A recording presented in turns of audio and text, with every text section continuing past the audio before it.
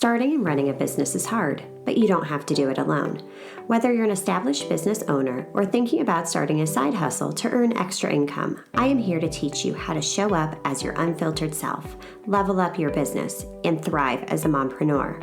Let's embrace the chaos and start enjoying the journey together. I'm Amy Traw, and you're listening to the Motivated Mompreneur Podcast.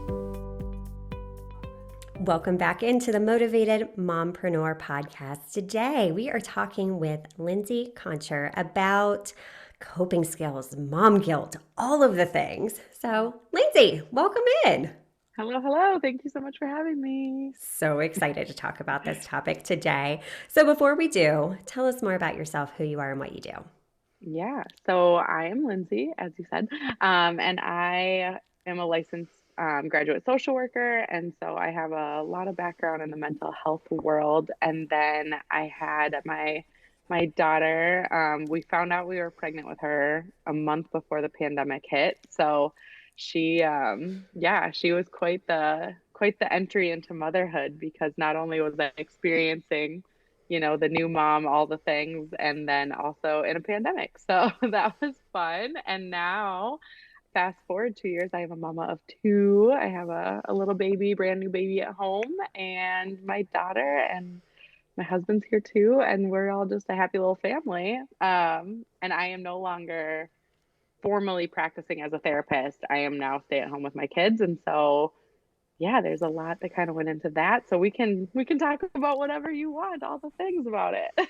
I love it. I could not even imagine having a baby, finding out you're pregnant a month before this pandemic hits, just all the uncertainty. Am I going to be okay? Is the baby going to be okay? What's happening? I cannot even imagine some of the things you had to process mentally. Oh my gosh, it was so wild. We did a delayed honeymoon, a 5-month delayed honeymoon, and we found out I was pregnant on my honeymoon in Hawaii. And we kept hearing about this COVID thing, and it was like a joke at that point. People were like, Right. "Oh yeah, that's crazy, whatever." Well, then we get on the plane and we see a couple people in masks, and we're like, "That's weird." And then I went back to work after my honeymoon, and I worked in a clinic. And so it was, yeah, it was wild. So we were like, doing the whole cleaning groceries and Yes, all the yes. wild things, hunting for toilet paper like you did. And now we're a little past that, and the world has changed a little bit. So Yeah. yeah, it was quite the ride into motherhood, I will Yeah. say. Exactly. So that being said, you had to develop a lot of coping skills, and you come from a background that gave you a lot of these tools and tactics to use. But for me, it's easy to say, okay, make sure you do X, Y, and Z. I think the hard part's implementing. With Oh your my gosh, yeah. background, did you have just an easy transition into that, or did you find yourself a little bit like, oh gosh, how do we navigate this? I am so happy you asked me this. So that was the biggest surprise of all. Like, I've never really been an anxious person. I'm pretty relaxed all in all. And so I remember while I was very pregnant with my daughter, I was coaching my husband because he's a little bit more anxious prone than I am. And so I was like, it's really normal for dads to get more anxious when the baby comes. Your anxiety is probably going to spike a little bit. Like, we just really need to keep open communication through all of that, et cetera, et cetera. And then the baby came, and all of a sudden I was a mess. I mean, the first month I was in pure bliss. I was like, "Oh my gosh, this is beautiful. It's amazing." And then the trifecta of mental health concerns hit me like a brick. It was the postpartum anxiety was really bad, postpartum depression, and postpartum rage. Woofda. That was the one that got me. And so I was shocked because I had literally, I mean, my primary form of therapy was solution focused brief therapy, which is essentially coping skills, right? So I had all these things in my back pocket, and I was like, why am I not capable of using them? Like, what is happening to me? And it was a very confusing time because I was like, I am clinically trained to do this. Why am I like, I never in a million years would have thought I was going to be hit by it. And so it took me about 9 months until I was like, I need to do something different. Clearly what I'm doing is not working. And so I really at that point took a little time to sit back and reflect and figure out like, okay, how can I do this better? Because I was taking out so much of my postpartum rage on my husband, and he wasn't doing anything wrong. He was being a great dad. He was very involved. They have a wonderful bond. And yet everything he did made me crazy. I couldn't stand him. And same with like the anxiety stuff. A lot of it, my anxiety was twofold. I was a little bit of like is my baby okay? Like, all the things. Mom guilt played a huge role in that, which I'm sure we'll talk about. And then finally, when I was growing up, my parents went through a really nasty divorce and all these things. And my parents through that process became really absent in their own ways. And so I kept thinking, like, how can I not screw up my daughter? Like, I don't want to be the parent that becomes absent. And so I had a lot of guilt because I didn't understand like how generational cycles were impacting me and how I didn't want to do some certain things for my daughter. And so there was a lot of stuff going on. But back to your question, is the coping skills and how I implemented them was really first and foremost recognizing what was wrong and then how I can actually change, my frame of thought and do all these different coping skills and do them very imperfectly for a while for myself until I can start getting the hang of it and start really diving into like, okay, this is how I'm feeling. Now, what do I need in this moment to cope well with it?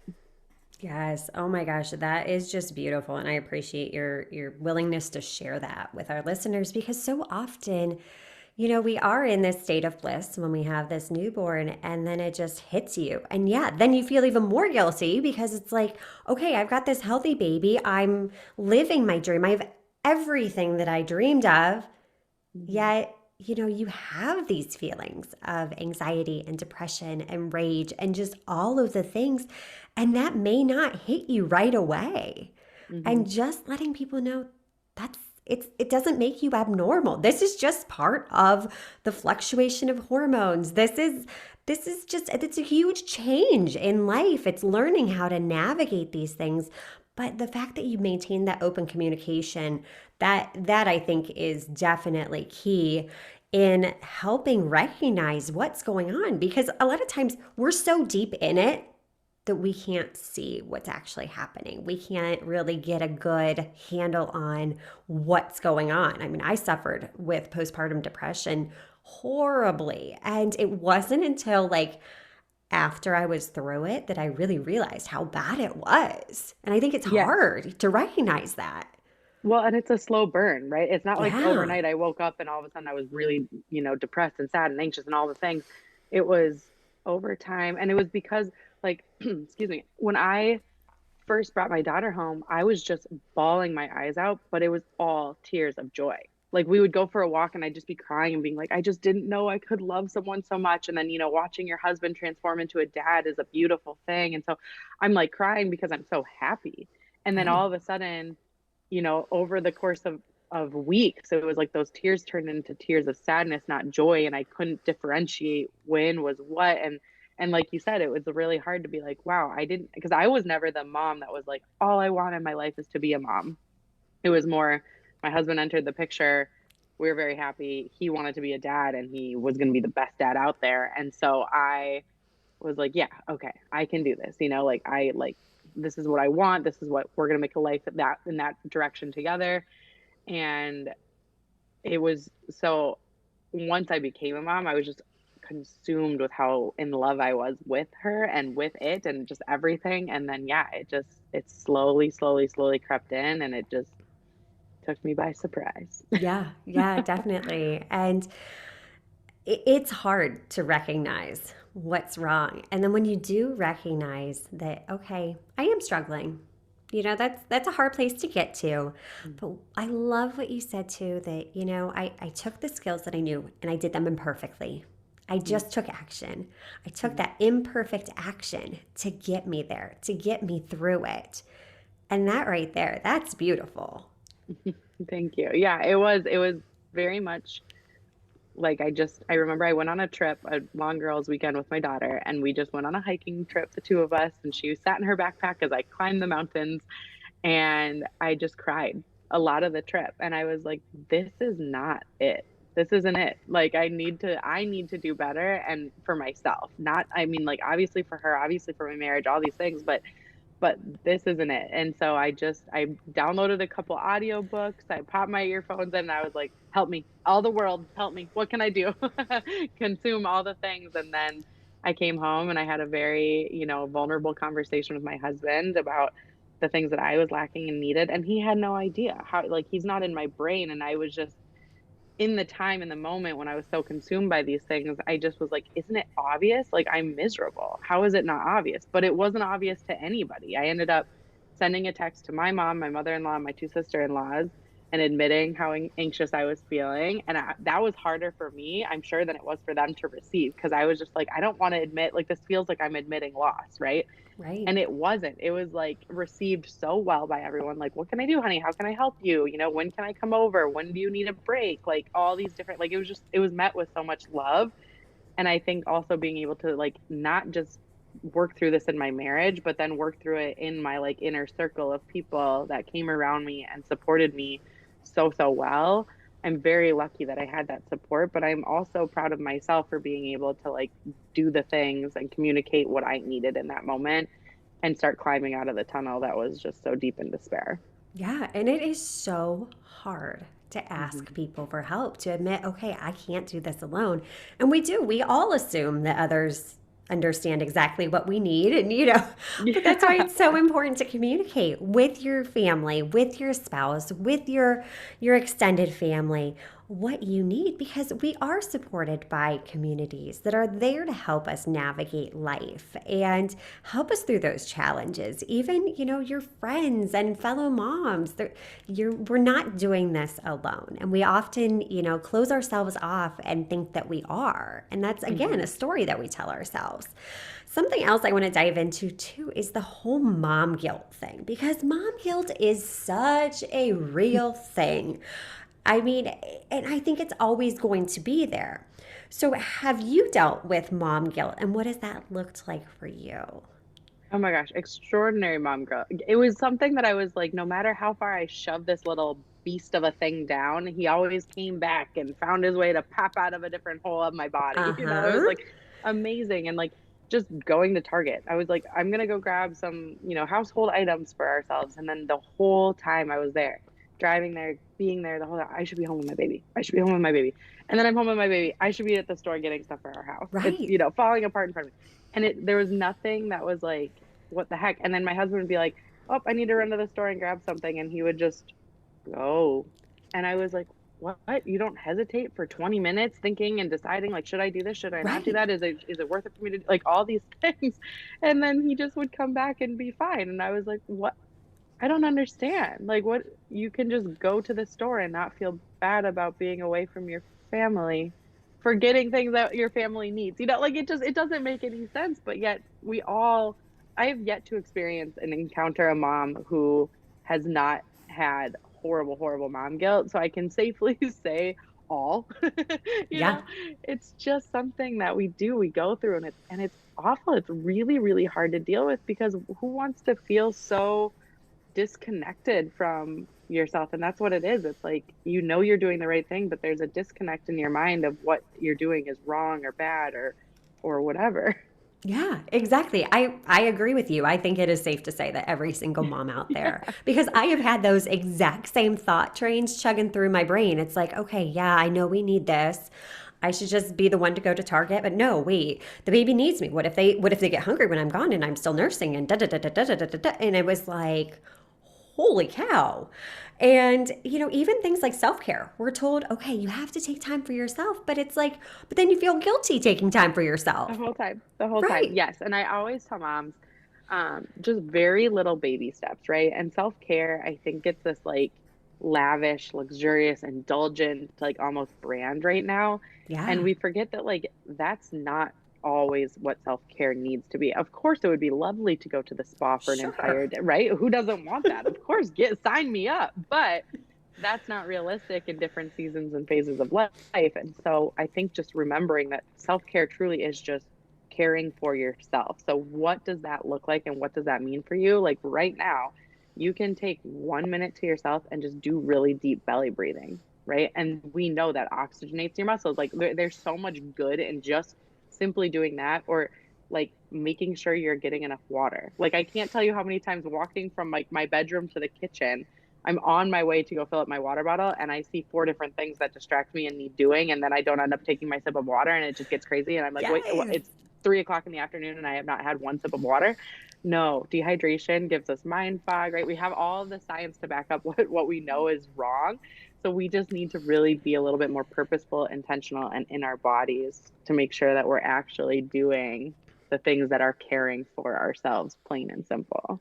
Definitely, because there's a kid's book that I loved reading my littles when they were smaller. It was If You Give a Mouse a Cookie, and it's like the same thing with a mom. Like, yeah, you're walking to go do something, even something as I've done it going to the bathroom. You know, you go and you're like, okay, I really need to go to the bathroom, but then you walk in the kitchen and you see some random like somebody left the milk on the kitchen counter. So it's like, okay, well that needs put away. You put that away. You see something expired in the fridge, and it's just like this whole like vicious cycle. And then like 2 hours later, you're like, I don't think I ever went to the bathroom. You know?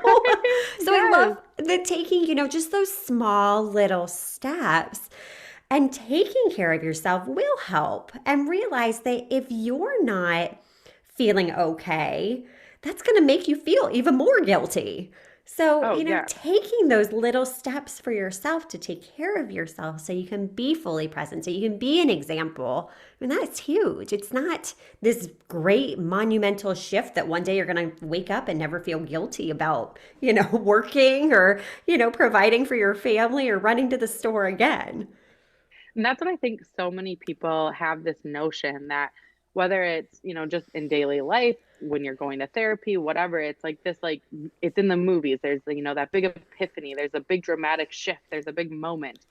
And real life just isn't like that. We don't have these massive, like, right? We didn't fall into depression overnight. We aren't getting out of depression overnight. We're not, our anxiety is always something that we're probably like anybody, an 8-year-old or an 88-year-old is going to experience anxiety and overwhelm at some point, and not necessarily clinical levels, but just like, oh, I'm anxious about this thing. And that's totally normal. So now we need to figure out like, okay, where can we just meet in the middle and figure out like, oh, I'm feeling that, I'm recognizing it, I'm not judging it, and I'm doing something about it. Great, done, right? And that's how we need to start moving through our day-to-days. I love that. And it makes it easy because then it's not so overwhelming. When we try and change everything like they do in the movies, yeah, it's not going to work out. It's not going to be sustainable. That's not reality. No, Ryan Gosling isn't walking through my door and coming to save me any day. And I just have to know that. And it's okay, right? Right. I mean, that's a really great dream, but let's be realistic about this here. It's not going to happen that way. So No, it just I doesn't. love it. This was such a fabulous conversation. So many great tips and wisdom, and just thank you for sharing your story so that, other moms listening to this, we know that we're not alone. Like, we're all navigating this together. We're all figuring it out as we go, trying different things and doing it imperfectly. And guess what? It's going to be okay. It will be. It absolutely will be. Connect with other moms, share your feelings, your thoughts, your stories, like everything. It just, the connection component is huge. And so I'm so happy you're doing this because it is an awesome way for moms to connect. And I just love that. Aw, thank you so much. Lindsey, where can we learn more about you and get into your world? Yes. So during all my things, I actually ended up writing a book, and it is called I Got 99 Coping Skills and Being a B81. And it is available on Amazon. So you can find that on Amazon. You can also find me personally at Coping with Lindsey on Instagram. That's also my website, copingwithlindsey.com. And I answer all my stuff. You can email me, you can message me, whatever. I love, like I said, connecting with other moms and just chatting about things and whatever. And yeah, you can, like I said, I got 99 coping skills and being a B81 on Amazon. So that's me. That's all my stuff. Oh my gosh, I absolutely love it. So make sure you check all of that out. And until next time, stop dreaming and start taking messy action. You've got this. Are you loving what you're hearing? Do us a favor and hit that subscribe button so you don't miss an episode.